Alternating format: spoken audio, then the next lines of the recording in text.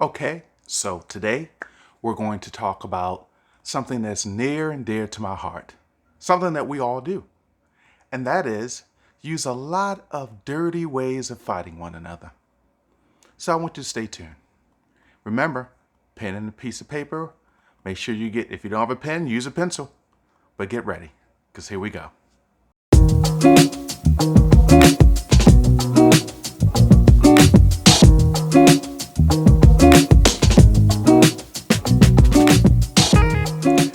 Welcome back. So today we're going to talk about one of the things that is very important to me, and that is dirty fighting techniques. So what are dirty fighting techniques? Dirty fighting techniques are just a way that we use to communicate with one another.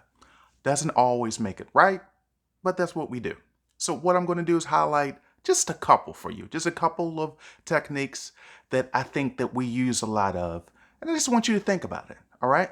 So remember, today you're to just listen to what I have to say, listen to what I'm talking about. And the idea is that you're not to use these techniques. You're not to use them at all. Got it?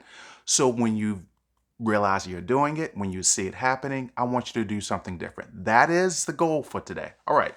So one of the things I want to talk to you about is called timing. First one is timing. So what is timing? Timing is a way that we usually try to have a tough conversation with someone. And the way we do that is by picking a time that's not good. So one of the things that we'll do is we'll wait till the individual is doing something else. If they're reading something, watching something, engrossed in something else, that's when we bring up this subject matter. We'll wait until our spouse is doing something like cooking or cleaning and say, hey, hon, I want to talk to you about something. Yes, I want to talk to you about finances while they're doing something else.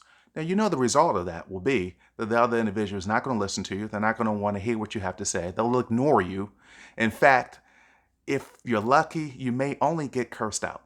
So I don't want you to do that. I want you to be mindful of when you pick a time to have a conversation, meaning pick times that make sense.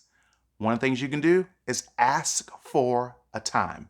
Meaning, if you want to talk about something, ask your spouse, ask your loved one, hey, I have something I want to talk to you about. Are you available this day, this time, in a couple of minutes, in a half an hour, tomorrow at 2 o'clock, so that we can have this conversation? That's a better alternative than just picking any old time to have that conversation. The other thing I want you to be mindful of is another thing that we call sort of escalating. So escalating is a way that we'll have one issue, one thing that we're talking about, right? And then we'll choose to take that one thing and make it not about that one thing, because we're going to move from that and we're going to move into talking about the person's personality. Got it? So you're talking about the fact that, I don't like the way you really cook that chicken. I don't really eat it that way. You fried it. I'm not really a fried chicken person, so that's not my preference. But that's what you do anyway, isn't it? You see how I did that? So I want you to be careful of that. Try not to do that. Instead, once again, if you're going to talk about one issue, just talk about the one issue, all right? Don't bring in personality and what they typically do. That's very unnecessary, all right? The other thing I want you to kind of be mindful of, this is the third one. This is called asking why. So, for instance, you have an issue or problem with a person. So what you may typically do is continue to ask them a question. But you're not going to ask them a question about the issue. You're going to ask them why. So they may say to you, hey, I don't like something. Well, why? Well, because I don't like the color blue. Well, why? Well, because I just never did. Well, how come you never did? See how that works? What you're doing is pissing the person off, and chances are you're going to get a nice, favorable response in which they will curse you out real good. You may not want to do that either. Instead of asking why, you may want to ask specific questions about the issue. Okay? So stay away from that. That's another one that we typically do a lot of. All right, so the next one is blaming. One of my other favorites. So blaming basically means that all we're going to do is continue to come up with reasons why certain things happen. For example, your child may do something. If your child does something, you may say to your spouse, oh, I notice he does that a lot. That's not right. But I guess he got that from you, huh? That's what you do. So therefore, that's what he does. Is that what we're doing? See how you did that? I don't want you to do that either. I want you to be careful of how you have this conversation about an issue. Try not to blame the other individual. Try not to come up with sort of reasons why they're doing what they're doing. Another way of sort of blaming someone for something is you may say to them, the reason why this is happening is because you do X, Y, and Z. Don't do that. All right? Unless you endure being cursed out. I don't know. But I would be careful of that as well. All right? Another item. So fortune telling. Fortune telling is one of my favorites because we typically do that a lot. And I sometimes wonder whether or not our parents were fortune tellers. So when we were created, they gave us the gift, and therefore we try our best to exercise the gift. I know that not to be the case, but that's what we do. An example of that would be you would say to your spouse that, hey, I know why you did that. You did that because of this. See, I know why you stayed after work late. You stayed after work late because, see, y'all got that new woman that's working on your job, and for whatever reason, you decide you need to be the one to just show her around. See how that happened? Don't fortune tell. Get facts. Get the real information. Ask questions so that you can truly understand what's going on before you make that interpretation. Got it?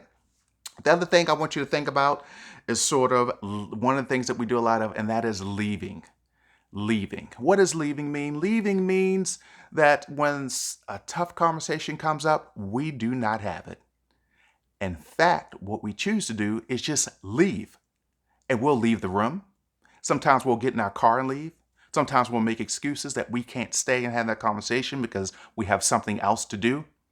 Hi, I want you to think about that. Do you do that? If you do, simple fix for that, don't leave. Stay where you are. Have the conversation. Doesn't matter how difficult it is, how uncomfortable it is, just talk to the other individual. All right? Now, that leads us all the way up to sort of my number one issue. Number one. And this is something that we do so repeatedly that most often than not, I'm always having conversations with people around this. And that is overgeneralizing. Okay? Overgeneralizing. And so one of the ways that we overgeneralize a lot is we'll say this. I never do that.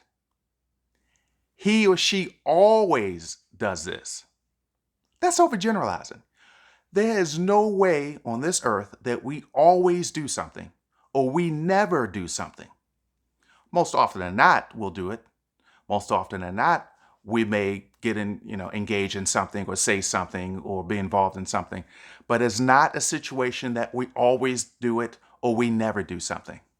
So be very, very careful of that. And we use that very easily when we're talking about something. Someone does something you don't like, first thing we do, we'll say to the individual, but you always do that.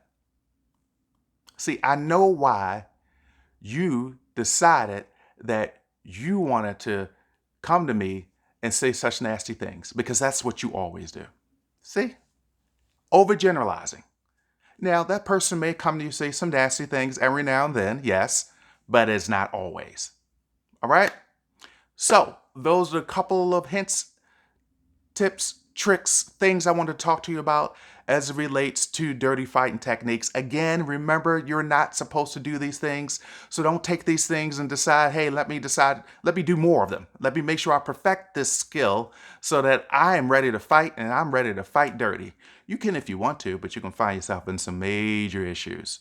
So until next time, thank you for tuning in to Conversations with a Black Couples Therapist. My name is Ashton Morgan, licensed clinical marriage and family therapist, and I'll see you soon.